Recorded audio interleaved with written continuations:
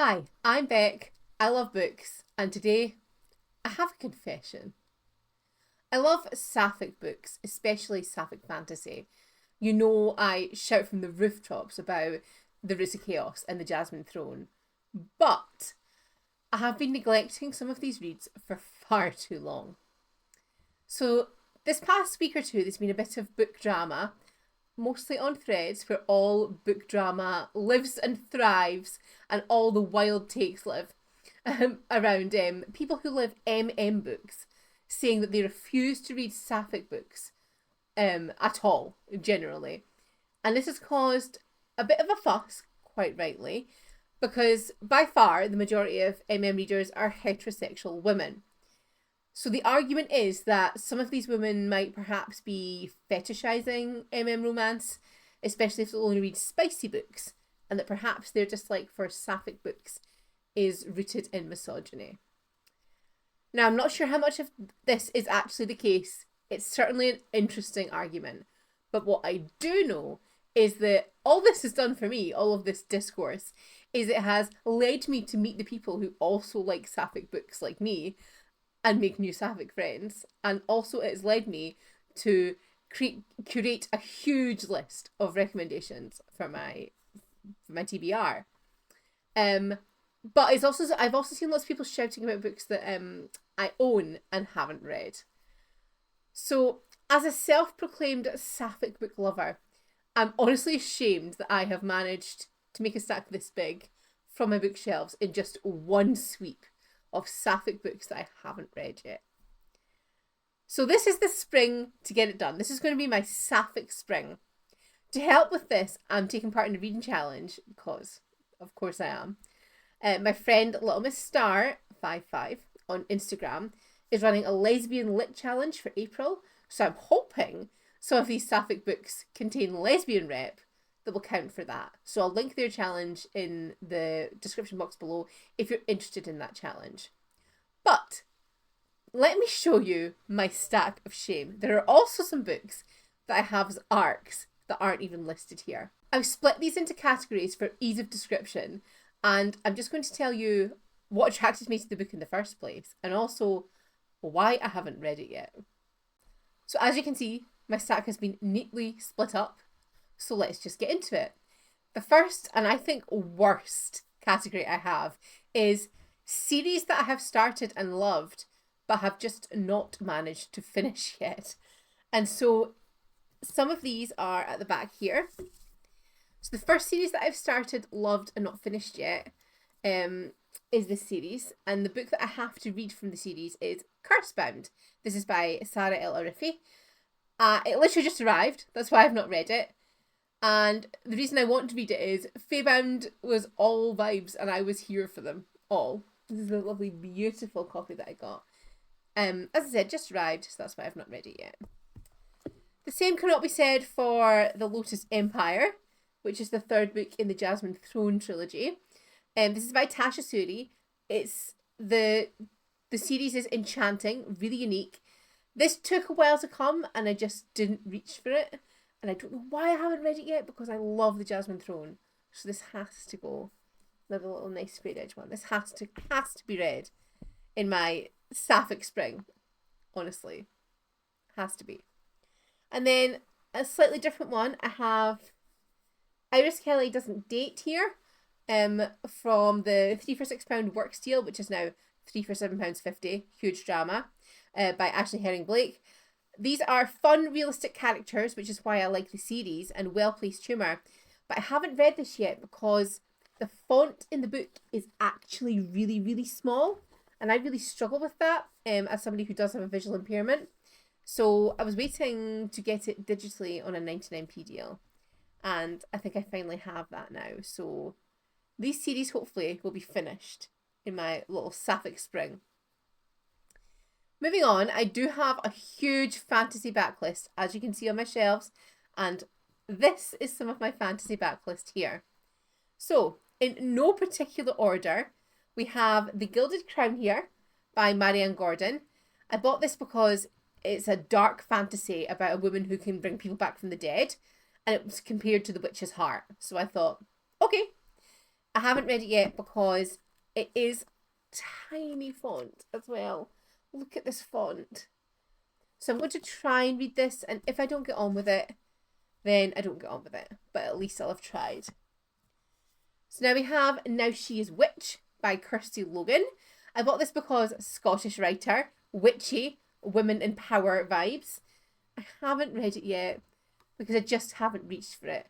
I bought it just before I did a big shelf sort of rejig, and therefore I tidied it away on a shelf and it was kind of out of sight, out of mind.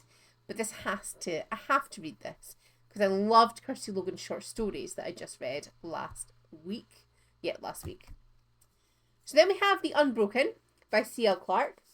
And I think I've had this for a long time. It was one of the very first sort of Fairy Loot or Illumicrate books I got.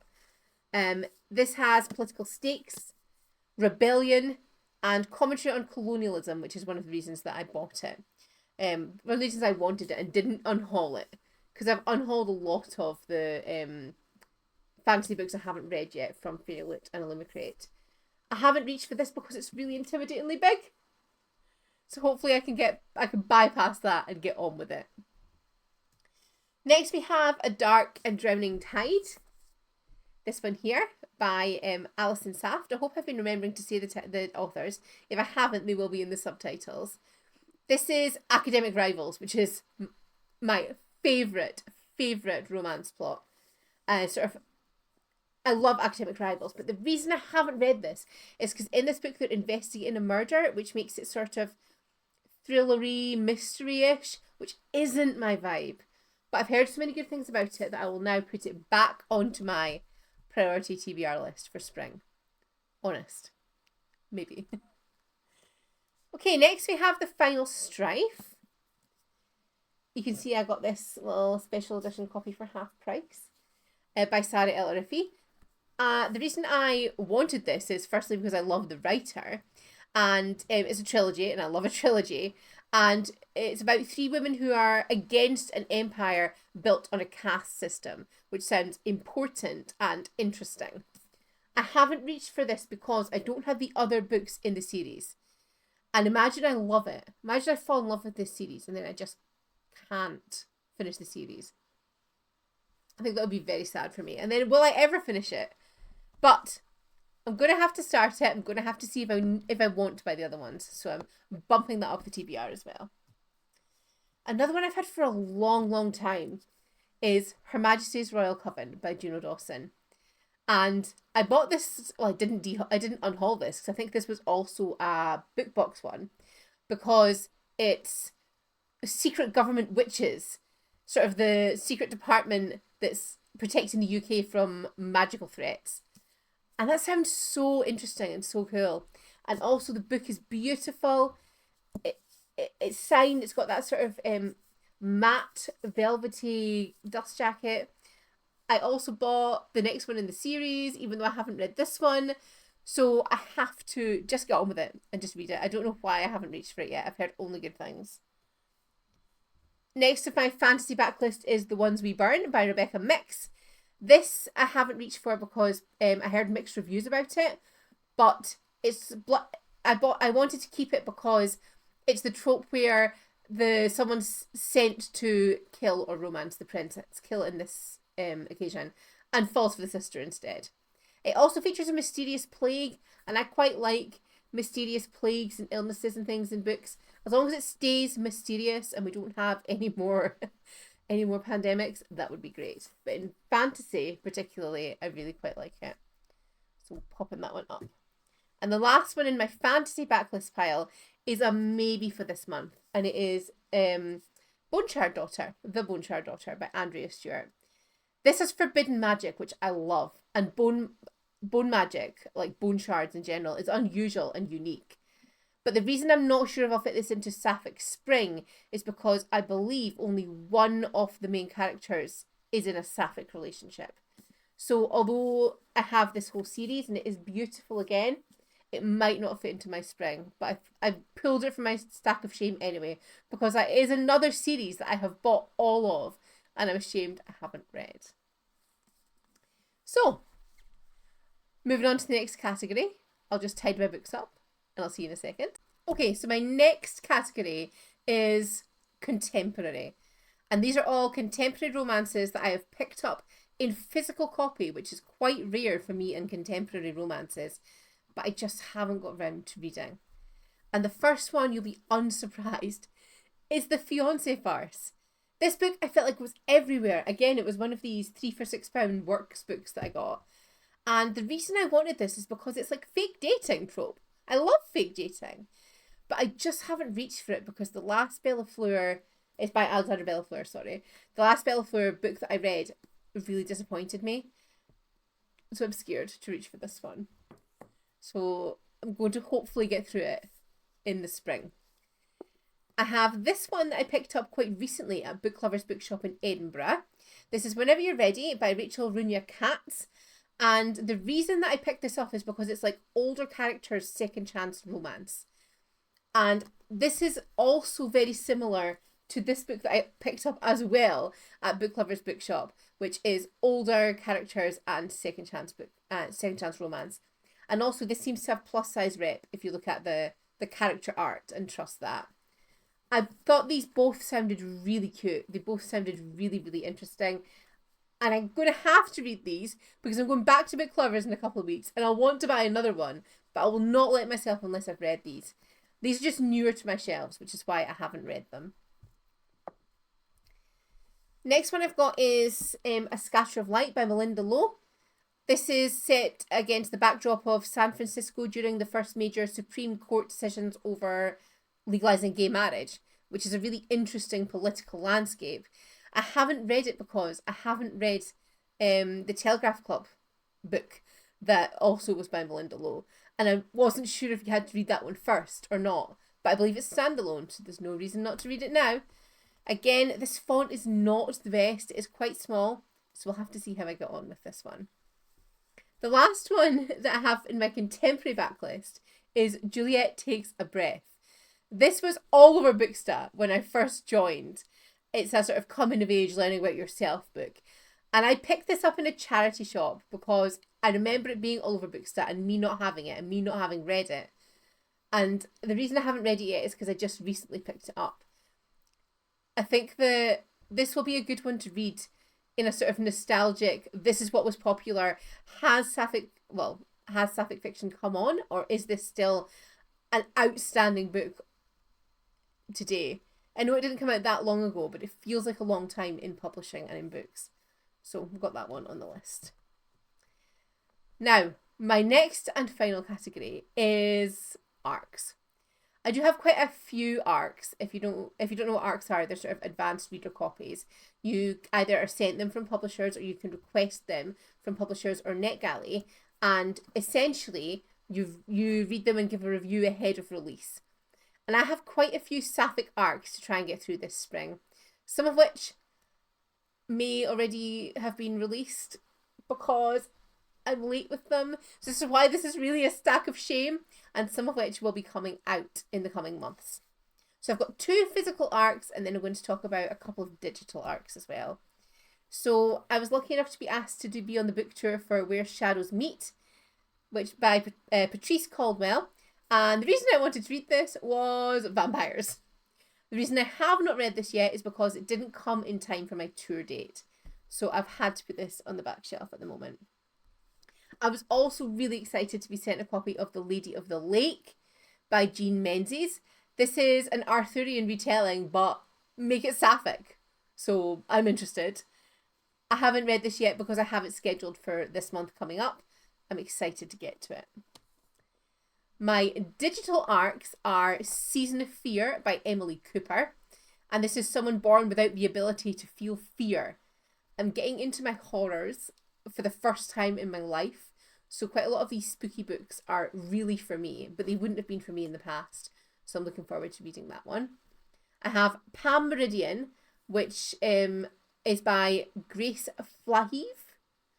And it is set in 2067 at a queer women's retirement resort. And the concept of that just sounds so interesting, which is why I requested it. But I have not yet read it, therefore it is on my stack of shame. I also have Blood on Her Tongue, which I have missed the release for, that I will have to read and review very, very soon. It's horror. It's another one where there's like a mysterious illness. You know, I like these things to do with illnesses or plagues. And there's lots of conversations around sanity. It's another horror one. Again, very excited to read it. The reason I haven't read some of these arcs is because I was doing the trans rights readathon and only reading books with trans rep. So they have kind of slid into the background. But I will try and catch up in April. I promise. I also have Idlefire by Grace Curtis, which is a fantasy sapphic slow burn. That's the important thing. Slow burn, block capitals. Inspired by the fall of Rome. I've heard good things about this book. I did have it, you know, ahead of the release, but I didn't get around to reading it. I didn't get it very early. I think I was given it maybe a week before it was released, so I just haven't had time to read that one yet. So that is also on my stack of shame. And finally, I have Mir by Danielle Giles. This is historical. It's sort of got an order of holy sisters and dark secrets. And it is, again, another one of these spooky, potentially horror ones. So, there was another book that I had in my stack that I haven't actually written any notes about because when I was doing my script for this, I forgot it. But it's a book that I just got.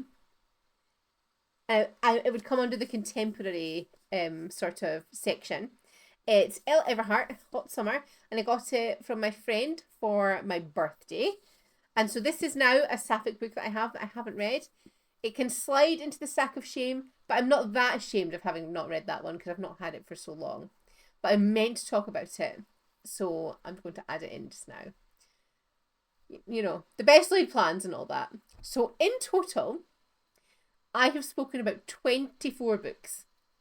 24 Sapphic books that I would like to fit into my spring. My question for you is, how many of them do you think I will read? I would also be interested to know if there are any of them that you think that I should just not bother with, bypass, unhaul, sell. Are there any that I should just not bother with? If you've made it this far in the video, please consider subscribing. Thank you so much for watching, and let me know what your favourite Sapphic reads are. Until next week, bye.